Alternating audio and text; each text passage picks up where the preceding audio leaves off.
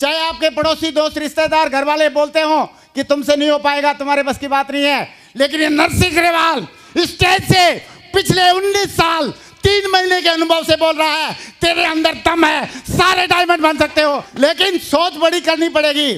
छोटा हाथी होता है तो भी वो चैन नहीं तोड़ पाता, लेकिन बड़ा होने के बाद उसके अंदर कीमत होती है कि नहीं होती है? आप और हम छोटे हाथी थे, चैन नहीं तोड़ पा रहे थे, लेकिन हम बड़े बन गए शेप शॉप की वजह से। अभी चैन चाहे तो तोड़ सकते हैं कि नहीं तोड़ सकते? दोस्तों, जीरो से स्टार्ट करके टीम में आज करीब करीब 60 लाख लोगों की टीम हो चुकी है मेरी पूरे इंडिया में। और मेरी शुरुआत कैसे हुई थी मैं जरूर जल्दी जल्दी बताना चाहूंगा। देखना चाहेंगे? 435 एमएच आगरा में मैं पोस्टेड था, मिलिट्री हॉस्पिटल आगरा में, और 435 का मेरा पहला चेक आया था। 435, फिर 1000 का भी आया, 2000 का भी आया, 3000 का भी आया, 4000 का भी आया। हर मीटिंग में जाना शुरू किया और मीटिंग में सीखना शुरू किया। और मीटिंग में भाई साहब कोई जाता नहीं है, लेके जाया जाता है। कोई भी गाड़ी को सर्विस की जरूरत है वो अपने आप चली जाती है, ले जानी पड़ती है। और अगर खराब होगी गाड़ी तो टोचन करके लेके जानी पड़ती है। या सुनो, तो मुझे तो टोचन करके ले जाया गया था पहले प्रोग्राम में। कैसे हुआ जानना चाहते हो? मेरे अपलाइन ने बोला दिल्ली में प्रोग्राम में चलना है। मैं बोला सर मैं क्या करूंगा, आप जाके आओ। बोला वहां पे बहुत कुछ सीखने का मिलेगा। मैं बोला आप सीख के आओ, मेरे को बता देना क्या सीख के आए थे। बोला वहां विजन मिलेगा, मोटिवेशन मिलेगा, ये मिलेगा, वो मिलेगा। अरे मैं बोला मैं मोटिवेशन को विजन को चाटूंगा, मेरे को मालूम है इसमें क्या करना होता है। बोला क्या? मैं बोला 200 बिजनेस वॉल्यूम लेफ्ट में करो, 200 राइट में करो, 1000 का चेक मिल जाएगा। 400 कर दो तो 2000 का मिल जाएगा। इसमें और सीखना क्या है बता, क्या पीएचडी है इसमें? तो उन्होंने बोला नहीं ग्रेवाल जी, वहाँ डायरेक्टर से मिलने का मौका मिलेगा, और वहाँ पे हमारे जैन साहब से मौका मिलेगा, चतुर्वेदी साहब से मिलेगा, ये होगा ये होगा, और वहाँ पे विजन मिलेगा, ये करेगा ये करेगा। तो मैं कह रहा हूँ यार तू चल यार, चलना पड़ेगा तेरे को। तो मैंने सोचा ऐसे मानेगा नहीं, बहाना बढ़िया बनाता हूँ। एक मैंने बहुत बढ़िया सा बहाना निकाला, एकदम तर्कस में बहाने, जैसे तीर नहीं रखता है इंसान, ऐसे तर्कस में बहाने रखते हैं नए नए लोग। तो तर्कस में से एक बहाना निकाला। मैंने बोला सर कुछ दिन पहले मैं छुट्टी काट के आया था, मेरे को अभी छुट्टी नहीं मिलेगी, आप जाके आओ। बोला डोंट वरी ग्रेवाल जी, हाथ मिलाओ। मैंने हाथ आगे किया। बोला प्रोग्राम संडे को है। तो अपलाइन तो बदमाश होते ही है। तो मैं बोला सर संडे को हो तो भी क्या हुआ, मैं तो ड्यूटी पर रहूँगा, ऑन ड्यूटी मैं छोड़ के नहीं जा सकता आगरा से दिल्ली। तो बोला ग्रेवाल जी आप सिपाही हो हवलदार? मैं कहा हवलदार। बोला सिपाही होते तो आपका पीठू लगा देते, क्यों गया बगैर पूछे?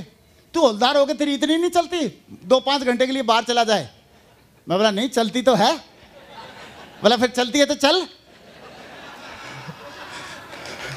तो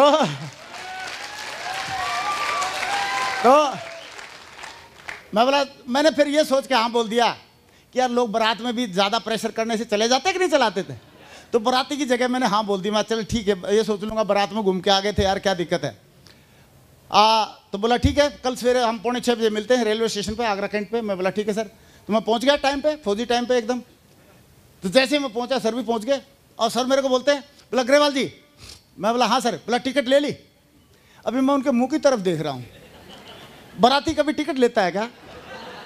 बाराती के लिए 2 ही फायदे होते हैं, बोर्डिंग और लॉजिंग फ्री रहती है उनके, आना जाना और खाना। ये सर ना।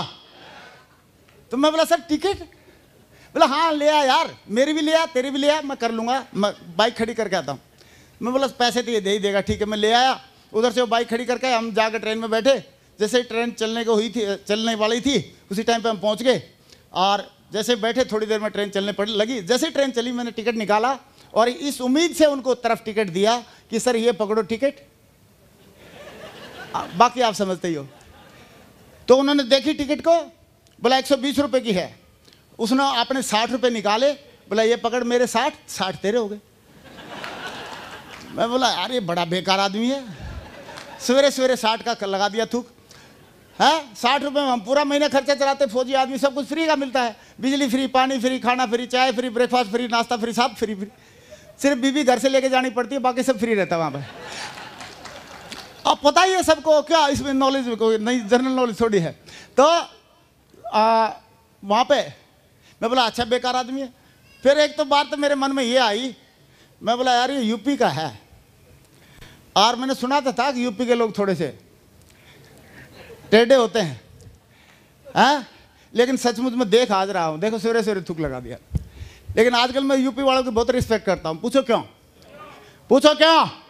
क्योंकि भगवान राम भी यूपी से थे, भगवान कृष्ण भी यूपी से थे, तो उनकी रिस्पेक्ट करना बनता है कि नहीं बनता है? Yes sir. यूपी वालों को और कहानी सुना दो एक, हाँ? टाइम है? अच्छा, दो फौजी थे, उड़ीसा से चली ट्रेन, और बंगाल होते हुए बिहार होते हुए उसको दिल्ली आना था। बीच में यूपी तो आएगी।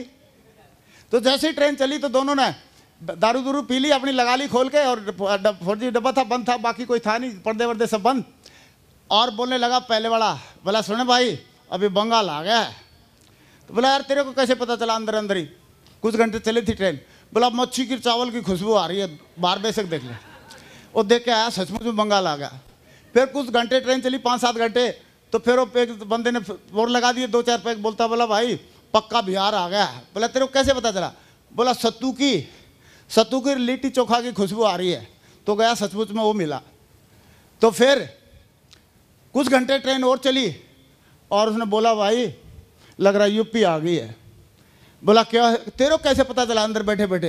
बोला भाई 2 मिनट पहले हाथ में घड़ी थी, अभी है ही नहीं। तो ये मेरा प्रैक्टिकल अनुभव भी था। आगरा एमएच से मैंने घड़ी बांधी, और एचएमटी की लाल गोल्डन कलर की घड़ी थी। उस दिन मैंने टी शर्ट पहन के और जनरल डब्बे में घुसने लगा। तो जनरल डब्बे में भाई साहब मैं तो घुस गया, लेकिन घड़ी नहीं घुस पाई। कोई बात नहीं। तो मैं उन दुखों को याद कर रहा था यूपी के बारे में, सही है। तो धीरे धीरे वो आ गई, मतलब निजामुद्दीन आ गया, कुछ बातचीत करते रहे, थोड़ा मैं दुख को भूल गया, 60 रुपए के दुख को। तो जैसे ही निजामुद्दीन पहुंचने वाले थे, तो सर ने मेरे को बोला ग्रेवाल जी। मैं बोला यार ये जब भी ग्रेवाल जी बोलता है ना कुछ न कुछ गड़बड़ करता है, तो मैं तो बोला ही नहीं। तो उन्होंने हाथ लगा, बोला अरे ग्रेवाल जी कहाँ गुम हो गए? मैं कहीं नहीं सर, यही हूँ, बताओ। बोला ये बताओ अपन रेलवे स्टेशन से वेन्यू पे जाना है, कैसे चलेंगे? अरे मैं पूछ क्यों रहा, डीटीसी बस से चलेंगे? बोला नहीं यार कार से चलते हैं। तो मैंने सोचा यार अगर मैं बोलूंगा ना बस से चलेंगे, तो ये बस के भी 5 रुपए मेरे से दिलवाएगा। उस टाइम 5 रुपए लगते थे। तो मैंने सोचा अगर कार से चलेंगे तो कार के दिए देगा ही। मैंने मतलब नौकरी वाले की बुद्धि लगाई, एम्प्लॉयमेंटलिटी। मैंने बोला अपन तो फ्री के आइटम है, फ्री का सब चाहिए। तो मैंने बोला सर ठीक है कार में चलेंगे, और कार के पैसे मैंने सोचा यही देंगे। तो उन्होंने कार बुलाई, हम नीचे उतरे, कार बुलाई, कार में बैठे चले गए, वेन्यू पर पहुंच गए। जैसे वेन्यू पर पहुंचे तो पता नहीं ड्राइवर के कान में क्या बोला उन्होंने, और बोला ये पकड़ो मेरे 100 रुपये। बोला 100 रुपये ग्रेवाल जी से ले लो। अभी मैं उनकी तरफ देखूं, कभी कार के ड्राइवर की तरफ देखूं। बोला क्या बात हुई ग्रेवाल जी, हो 100 रुपये है नहीं क्या? मैं कहा है तो, लेकिन इस काम के लिए थोड़ी है भाई, अलग अलग काम के अलग अलग पैसे होते हैं कि नहीं होते? तो बोला है तो दे दो। और वो कार वाला भी जल्दी करने लगा, बोला भाई साहब दूसरी बुकिंग मिल जाएगी, मेरे को निकलने दो। तो मैंने उसको तो पकड़ा दिए, और एक बात मन में ठान ली कि आज तो फंस गया हूँ इसके, आज के बाद इसकी एक भी बात नहीं मानूंगा। और मैं बोला चलो सर अभी क्या दिखाना दिखा दो। सवेरे से 160 रुपये तो खर्च करवा दिए फालतू में। मेरे को तो आना ही नहीं था मीटिंग में, जबरदस्ती पकड़ के ला रहा। तो जैसे चलने लगे तो साइड में हरे राम हरे कृष्ण मंदिर था। तो उनको देख के मेरे को बोलने लगे ग्रेवाल जी। मैं तो बोला ही नहीं। फिर बोला ग्रेवाल जी। मैं बोला अभी बोलूंगा ही नहीं, इसको जब भी बोलता हूं ना। तो बोला कंधे पे हाथ रखा, बोला सुन यार। मैं बोला हाँ सर। बोला सवेरे ब्रेकफास्ट तो किया नहीं होगा। मैं बोला सुनो सर, चाहे किया हो चाहे नहीं किया हो, फास्टिंग भी तो कोई चीज होती है, एक आध दिन भूखा भी रहना चाहिए पेट का। बोला यार ये मंदिर में प्रसाद ले लेते हैं। तो मैं बोला इसका मंदिर का प्रसाद भी पता नहीं कितने में पड़ेगा, भगवान जाने। मैं बोला आप पहले लेके दिखाओ। तो गए, उन्होंने प्रसाद लिया। जैसे उन्होंने प्रसाद लिया तो खा के आ गए। तो मेरे को पता लगा ये तो फ्री में है। तो जैसे ही पता लगा फ्री में है तो अपन नौकरी वाले बंदे, फिर तो अपने को भी जोश आ गया है। और मैं भी लग गया, 2-3 बार मैं लाइन लगा के अपना पेट पूजा करके मैं बोला चल अभी चलो, क्योंकि पहली बार सवेरे से लेके फ्री में अभी एक आइटम मिला किसी। मैं बोला अभी चलो सर क्या दिखाना दिखाओ। तो हॉल में लेके गए। हॉल में चारों तरफ से लोग खड़े हुए, खचाखच भरा हुआ। जैसे तैसे करके हम साइड में खड़े हो गए और 2-3 बंदे सूसू के लिए गए तो उधर उनकी सीट पे घुस गए बाद में, सही है। तो उसके बाद मैं देखने लगा तो वहाँ पे हॉल में एक ही बात चल रही थी। सामने स्टेज से कई लोग बोल रहे थे, मैं जैसे आपसे पूछ रहा हूँ, are you excited, are you excited, are you excited, और लोग बोल रहे थे यस। वहाँ से स्टेज से बोल रहे थे आर यू एक्साइटेड, लोग बोल रहे थे यस। मैं बोला यार ऐसे हमारी फौज में तो होता नहीं कि बॉस बोले आर यू एक्साइटेड, हम बोले यस। मैं बोला कोई ना कोई तो ऐसी बात है जो सीखनी चाहिए यहाँ से, और मैं सीखने के लिए ध्यान से पेन और डायरी लेके बैठ गया। उसी टाइम पे एक बंदा आया स्टेज पे, उसने बोला I am mister B Singh from Indian air force. बोला इंडियन एयरफोर्स से हूँ, मेरा नाम बी सिंह है, और बोला यहाँ पे मेरी टीम हो चुकी है 250 की, और मैंने 1.25 लाख रुपए यहाँ से कमाए हैं, और इस बिजनेस को सीख के किया जा सकता है। मैंने बोला वाह यार, 250 की टीम और 1.25 लाख कमा ली इसने, और इसको सीख के किया जा सकता है, बहुत बढ़िया। मैं रिलेट किया उससे क्योंकि मैं भी आर्मी मेडिकल कोर में था। और उसके बाद फिर एक बंदा और आया, उसने बोला मेरी 800 की टीम है, मैंने 4 लाख रुपए कमा लिए और इस बिजनेस को सीख के किया जा सकता है। मैं बोला वाह यार, 4 लाख भी कमा सकता है यहाँ से 1-1.5 साल में, और 4 लाख तो फौजी को 20 साल नौकरी करने के बाद मिलते थे, मेरे को 4 लाख तो मिले थे 20 साल नौकरी के बाद, 19 साल के बाद। और फिर एक बंदा और आया, उसने बोला मेरी 6400 की टीम है और मैंने यहाँ से 32 लाख रुपए कमाए हैं, इस काम को सीख के किया जा सकता है, और बोला अगले 1 साल के अंदर इस बिजनेस से मैं करोड़पति बनकर दिखाऊंगा। और उसी टाइम पे मेरी 72,000 नाड़ियां और सारे रोंगटे खड़े हो गए। मैं बोला ग्रेवाल, अगर इस काम को सीख के किया जा सकता है और अगर करोड़पति बना जा सकता है तो ग्रेवाल या ताली बजाने के लिए नहीं आया। बैठिए बैठिए, शाबाश, थैंक यू। और दोस्तों मैं बिल्कुल एक्साइटेड हो गया, और जैसे मीटिंग खत्म हुई मैं सर के पास पहुंचा और सबसे पहले मैंने बोला sir thank you very much. तो उन्होंने बोला किस लिए? मैं बोला मेरे को यहाँ पकड़ के लाने के लिए। बोला कोई बात नहीं टाइगर। मैंने बोला सर मेरी 2 रिक्वेस्ट है। बोला बताओ। वहाँ सर पहली रिक्वेस्ट ये है कि आज के बाद जब भी सेफसॉफ्ट कंपनी का, सक्सेस ऑफ सिस्टम का या अपलाइन का कोई भी प्रोग्राम होगा, मेरे से ये मत पूछना कि ग्रेवाल तू आएगा कि नहीं आएगा। मेरा नाम तो अगले, जब तक ये ग्रेवाल जिंदा है तब तक अगले सारे सालों के लिए परमानेंटली लिख ले, कोई आए या नहीं आए ग्रेवाल पक्का आएगा, ग्रेवाल पक्का आएगा। यस और नो, यस और नो। और दूसरी बात, मैंने बोला सर यहां मैं आने से मेरे अंतर चक्षु खुल गए हैं, अंतरात्मा जगी है, और अगर मेरी अंतरात्मा यहां जगी है, अगर मुझे यहां पे टीएबीटीटी लगा है तो छोड़ूंगा मैं भी नहीं किसी को, अपने टीम वालों को पकड़ पकड़ के लाऊंगा, पकड़ पकड़ के लेके आऊंगा। यस और नो। और दोस्तों उस दिन का दिन है और आज का दिन है। आज तक ग्रेवाल ने 19 साल और 5 महीने हो गए हैं, कभी ऐसा कोई प्रोग्राम नहीं है जो सेफसॉफ्ट का हो, ट्रिपल-एस का हो, अपलाइन द्वारा प्रायोजित हो और उसमें ग्रेवाल नहीं गया हो। हर प्रोग्राम में गया है, हर प्रोग्राम में गया आज तक। और दोस्तों लगातार जाने लगे, और लगातार जाने का रिजल्ट ये आया, पहले हम सीखने के लिए जाते थे और आजकल हम अपने अनुभव बताने के लिए भी जाते हैं, और यहाँ से फिर धन लक्ष्मी की वर्षा होना शुरू हुई। क्योंकि जब हम कमिटेड हो जाते हैं और एक्शन लेना शुरू करते हैं और दिल से दिमाग से शुरू करते हैं, तनख्वाह मुझे 8,000 मिलती थी, और वहाँ से मेरा 1 महीने में सेफसॉफ्ट से आए 5600। तनख्वाह कितनी? 8,000। जहाँ मैं 12 घंटे ड्यूटी कर रहा हूँ वहाँ तनख्वाह 56, वहाँ पे 8,000। और जहाँ पे मैं पार्ट टाइम में काम कर रहा हूँ वहाँ पे कितनी इनकम? अगले महीने में, अगले में कितनी? 9,000। अगले में 9,100। जिनका मुंह ठीक है बोलो, और अगर नहीं बोलोगे मैं समझ जाऊंगा भाई साहब को तकलीफ आज। सही है? अगले महीने में कितना? 9,100। और हर बार प्लान में गए, हर बार ट्रेनिंग में गए। प्लान में क्यों जाता था? क्योंकि प्लान में बैनर लगाना, प्रोजेक्टर लगाना मेरा ही काम था। 8 महीने साइकिल पे ढोया, प्रोजेक्टर और सारे बैनर। सही है? कभी कभी हमारे साथ में रहते थे अर्जुन साहब, उनको पकड़ के लेके जाता था। मगर बोला ओए तंबी, कुछ तू पकड़ कुछ मैं पकड़ूंगा, चल साथ में। सही है? तो उनको पकड़ के लेके जाते थे और साथ में काम किया। अगले महीने में कितने?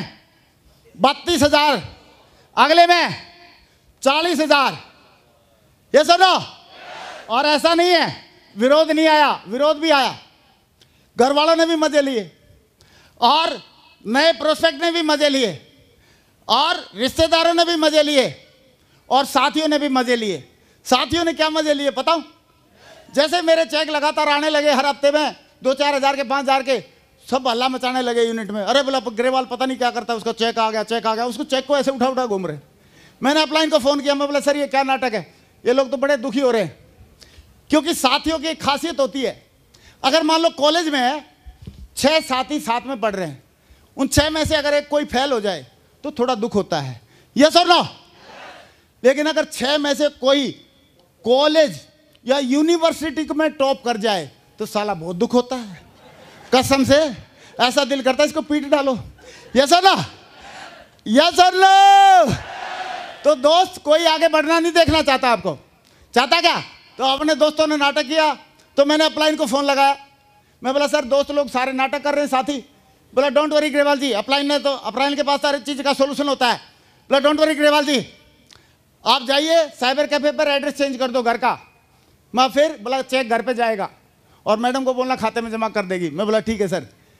तो मैंने एड्रेस चेंज कर दिया, चेक घर पे जाने लगा। घर से फ़ोन आए, चेक आ रहे। मैं कोई बात नहीं, खाते में जमा करो, बाकी हम आके समझाएंगे, यस सर नो? तो जैसे ही मैं गया घर पे तो मेरे से पूछने लगी मैडम ये चेक काहे के आते हैं? तो मैंने बोला भाई मैं सरकारी नौकरी के साथ साथ एक प्राइवेट कंपनी है उसमें भी काम कर रहा हूँ और उसका कमीशन आता है। तो मैडम बोलती प्राइवेट कंपनी, एक बार दोबारा बोलना। मैं कहा हाँ प्राइवेट कंपनी। बोला प्राइवेट कंपनी? मैं बोला हाँ। बोला प्राइवेट कंपनी, सरकारी नौकरी करने भेजा था आपको या प्राइवेट कंपनी में काम करने के लिए भेजा था? मैं बोला सरकारी में। बोला फिर प्राइवेट कंपनी में काम क्यों कर रहे हो? प्राइवेट कंपनी तो मंडेरे का दिया होता है, थोड़ी सी हवा आएगी, झोंका लगेगा, बुझ जाएगा। बोला खबरदार अगर आज के बाद अगर प्राइवेट कंपनी में काम किया तो। मैंने बोला कि मैडम आप बिल्कुल सही बोल रही हैं, आज के बाद हम प्राइवेट कंपनी में काम नहीं करेंगे। मैडम को लगा है बहुत जल्दी मान गया, क्या चक्कर है? लेकिन उसको क्या पता फॉलोअप भी कोई चीज़ होती है, 8 स्टेप ट्रेनिंग भी कोई चीज़ होती है, यस और नो? फील फेल्ट फाउंड भी कोई चीज़ होती है, यस और नो? यस और नो? और वैसे भी घर पे कोई भी कितना बब्बर शेर हो, शेरा वाली माता के साथ पंगा लेना बनता नहीं है। बनता है क्या? है? लेना भी नहीं चाहिए। तो मैंने बोला आप बिल्कुल प्राइवेट कंपनी में काम नहीं करेंगे, छोड़ो इसको, चैप्टर को क्लोज करो। तो मैडम ने बोली ठीक है। तो 3 दिन के लिए गया था, अगले दिन निकल गया। लास्ट वाले जिस दिन मैं आ रहा था मैंने बोला मैडम एक बार वो जो फौज की तनख्वाह आती है वो कापी लेके आना। ले आई। मैंने बोला वो भी ले आया जिसमें सेफ शॉप की तनख्वाह आती है, वो भी ले आई। मैं बोला बताओ पिछले 3 महीने से सेफ शॉप फौज वाली तनख्वाह, फौज वाली कॉपी में कितने कितने पैसे आए? तो उन्होंने बोला मई में 6,000 आए जी, क्योंकि 8,000 तनख्वाह थी, सब कट के TDS फंड वंड कट के उतना मिलता था 6,000। जून में भी 6,000 आई, जुलाई में भी 6,000 आई। मैं बोला वेरी गुड थैंक यू। मैं बोला अभी बताओ सेफ शॉप वाली में कितनी आई? बोला सेफ शॉप वाली में तो हर हफ्ते आते हैं। मैं कोई बात नहीं जोड़ ले उसको महीने महीने में। तो महीने महीने में जोड़ा उसने। तो जोड़ने के बाद बोलती है मई में तो 14,000 हैं जी, और जून में 18 हैं, और जुलाई में 23.5। मैं बोला इस कॉपी को फाड़ के फेंक दे, आगे से इसमें अठन्नी भी नहीं आएगी।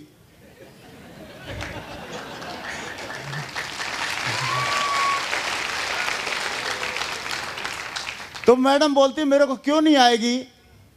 मैं कहा मैं इसमें काम ही नहीं करूंगा, साली में प्राइवेट कंपनी है।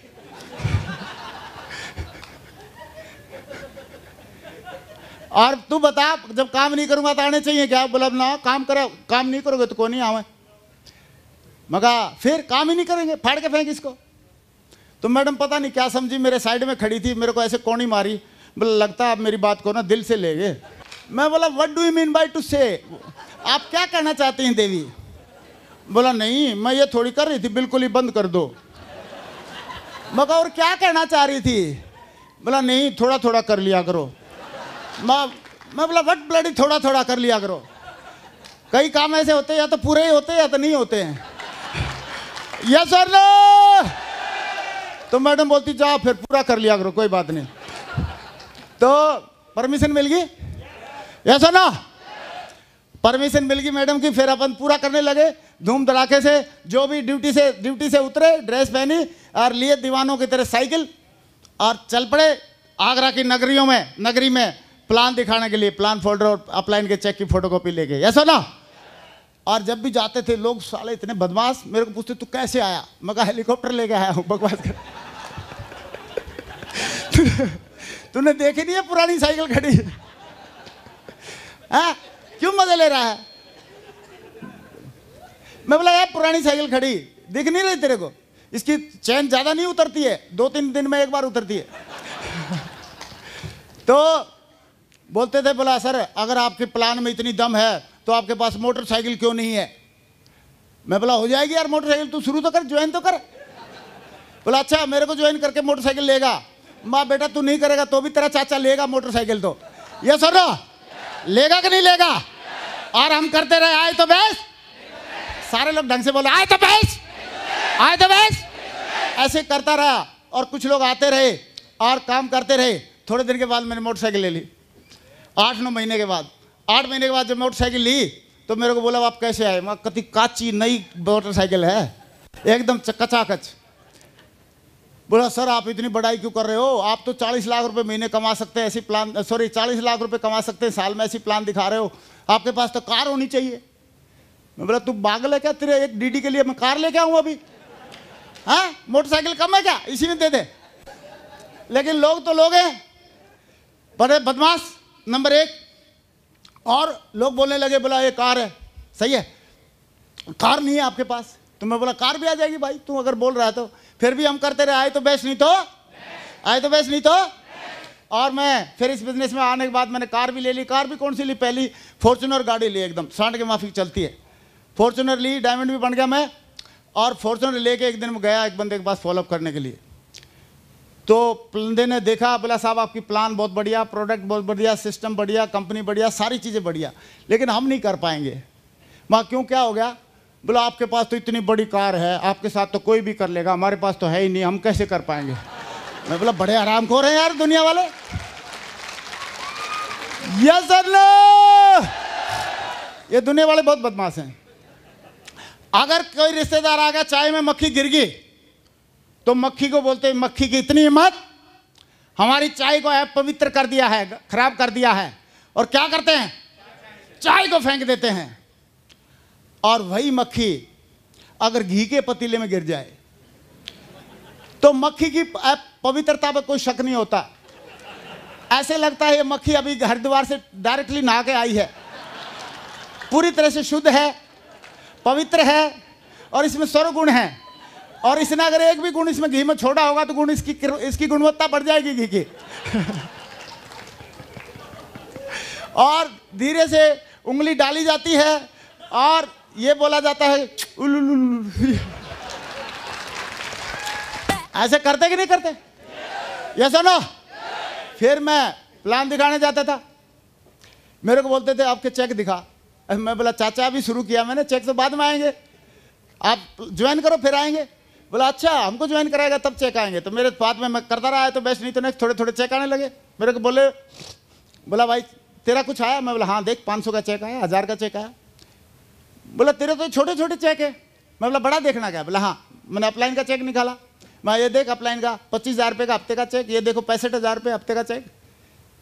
तो बोला ये तो सब नकली है। मैं बोला नहीं असली है। बोला नहीं नकली है। बोला नहीं। मैं बोला असली है। बोला नहीं नकली है। मैं बोला असली है भाई। तो बोला नहीं नकली है। मैंने बीच में रोक लिया। मैं बोला सुन भाई ऊपर देख, मेरी तरफ देख, आंखों में देख। मैं बोला मैं बोल रहा हूँ ये असली है और तू बोल रहा है नकली है। जब मेरे बोलने से असली नहीं हो रहा तो तू लाट साहब लगा के तेरे बोलने से नकली हो जाएगा? हाँ भाई, कॉन्फिडेंस भी तो कोई चीज होती है। यस और नो? बोला नहीं सब ऐसे ही बोलते हैं। मैं बोला बोलते नहीं है, तेरे को पता करना है असली नकली? बोला हाँ। मैं चल दिल्ली कंपनी में, या अपलाइन है मेरा जबलपुर, क्योंकि यहाँ मेरे को अकेले कोई छोड़ रखा है, यहाँ पे जो भी करना है मैं अकेला ही निपटना है। मैं बोला चल जबलपुर चलना वहाँ चल, दिल्ली चलना दिल्ली चल। अगर ये नकली हुआ तो आने जाने का किराया भाड़ा मैं दूंगा, और अगर असली हुआ तो तू दे देना। बोला नहीं मैं क्यों चलूँ माँ? नहीं तो बोल असली है, बोल बोल असली। बस कॉन्फिडेंस भी तो कोई चीज़ होती है। एक हमारा टाइगर था, उसके पास एक ही जोड़ी पैंट शर्ट, और प्लान में चला गया। प्लान में जाना था, संडे का दिन था, प्रेस कर रहा था। प्रेस करते करते जब वो प्रेस उसकी यहाँ पहुंची, उसी टाइम पे एक बंदे का फोन आ गया डाउनलाइन का। बोला सर एक गैस ला रहा हूँ मैं 2। बोला अच्छा लेके आ जा, उसको जल्दी पकड़ के लाना। इतनी देर में प्रेस ने अपना काम कर दिया, थप्पा लगा दिया। पैंट यहाँ से चल गई, एक ही थी वही पहन के आ गया।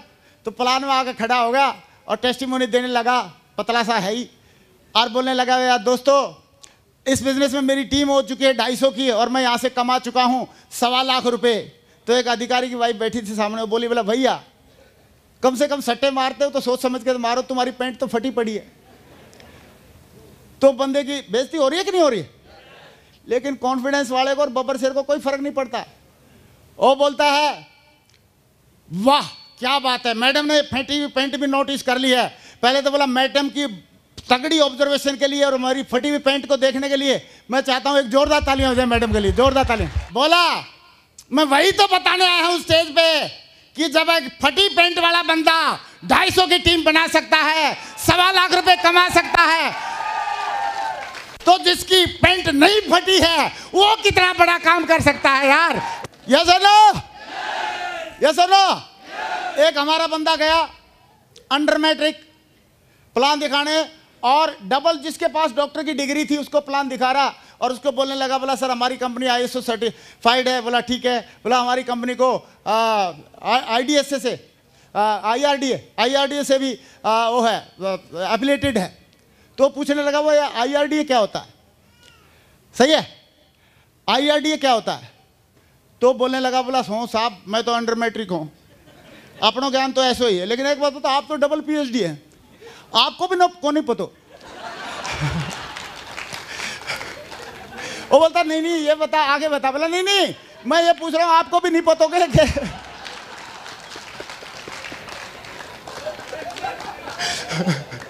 वो बोलता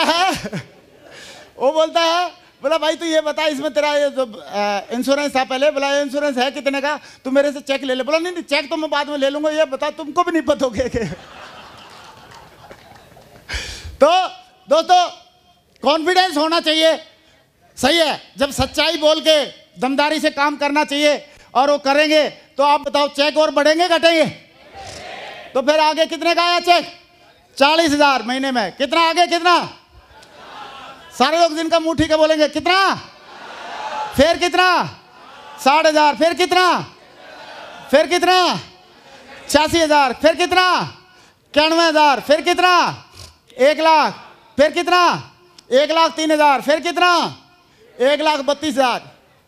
और जब 1.25 लाख के चेक आने लगे, तनख्वाह 8,000 रुपये मिलती थी मेरे को, और फिर कितना? 1,68,000। तो उस टाइम पे जितनी मेरी तनख्वाह थी उससे ज़्यादा TDS कटना शुरू हो गया। और उस टाइम पे मैं आप लोगों से एक सलाह ले रहा हूँ, उस टाइम पे 8,000 रुपये की तनख्वाह एक तरफ मिल रही है, और एक तरफ मेरे पास रूबी लेवल की करीब टीम है, और इनकम आ रही है 1.25 लाख रुपये महीना। तो आप बताओ टीम को साथ दिया जाए या नौकरी को साथ दिया जाए? तो मैंने भी सोचा टीम के साथ में काम किया जाए, लेकिन घर वालों को कौन समझाएगा? समझाना पड़ेगा कि नहीं समझाना पड़ेगा? तो मैं घर पे गया छुट्टी, और मैंने मैडम को चेक दिखाए। मैं बोला देख यार 1.25 लाख रुपए के चेक आ रहे हैं, कैसा लग रहा है? बोला बहुत बढ़िया लग रहा है, ऐसे लगे रहो। बोला ऐसे ही लगे रहो। मैं बोला लगा तो रहूंगा, कैसे हैं चेक? बोला बहुत बढ़िया, बिल्कुल फर्स्ट क्लास। तो मैंने बोला अभी और देख। बोला क्या और क्या दिखाओगे? मैं बोला अपलाइन के देख। तो मैंने अपलाइन के चेक दिखाए, 5 लाख के, 6 लाख के, 7 लाख के, 8 लाख के। तो मैडम बोलती है इनके इतने बड़े चेक क्यों हैं?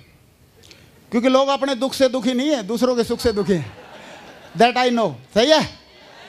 तो मैं बोला इनके इसलिए बड़े हैं, फुल टाइम कर रहे हैं। तो मेरे को बोलती फिर तू फुल टाइम क्यों नहीं करता? मगर मैं सरकारी नौकरी में हूं। बोला फिर सरकारी नौकरी छोड़ क्यों नहीं देता? मगर छोड़ दूं? माँ कल का कुछ पंगा हो गया तो बोला हम जिम्मेदार हैं, छोड़ दे। तो मैडम ने बोल दिया छोड़ दे, छोड़ दिया हमने। सही है। और छोड़ के इसको फुल टाइम करने लगे। और दोस्तों इसमें जैसे ही काम करना शुरू किया तो यहाँ पे मैंने एक बात देखी कि हर सप्ताह प्लान में जाना, ट्रेनिंग में जाना, और लगातार पैनल पे, अभी पैनल चल रहा है, पैनल को अटेंड करना, ये 3 काम अगर कोई करता है तो उसकी जो टीम है, उसका जो डायमंड बनने का गेम है, वो 1 साल से 2 साल के अंदर अंदर हो जाएगा। कितने साल में हो जाएगा? 1 से 2 साल के अंदर अंदर ये गेम हो जाएगा, क्योंकि ट्रेनिंग और ये मॉर्निंग का पैनल, प्लान ट्रेनिंग और मॉर्निंग का पैनल, ये अटेंड करने से 1 साल का और 2 साल का गेम है। और इसमें गेम में करना क्या है, कुछ बड़ा काम नहीं है। आपने नए लोगों के पास में या तो उनके घर पे चाय पीनी है या उनको घर पे बुला के पिलानी है। केवल चाय पीने से और पिलाने से बिजनेस हो जाता है, बाकी इसमें कुछ करने की जरूरत है नहीं। और चाय पीते समय और पिलाते समय 2 ही काम करने हैं, या तो प्लान दिखाना या फॉलोअप करना या FIM करना। यस और नो? राजनीति के बारे में चर्चा नहीं करना। अभी ये SSP साहब हैं जम्मू के, वो मेरे पास में वहाँ पे होटल में आए थे J&K में, और वहाँ पे उनको मैंने प्लान भी दिखाई थी। सही है, हम आज भी प्लान दिखाते रहते हैं, क्योंकि प्लान दिखाने से हमारी ज़िंदगी बदल रही है और बहुत सारे लोगों की भी ज़िंदगी बदल रही है।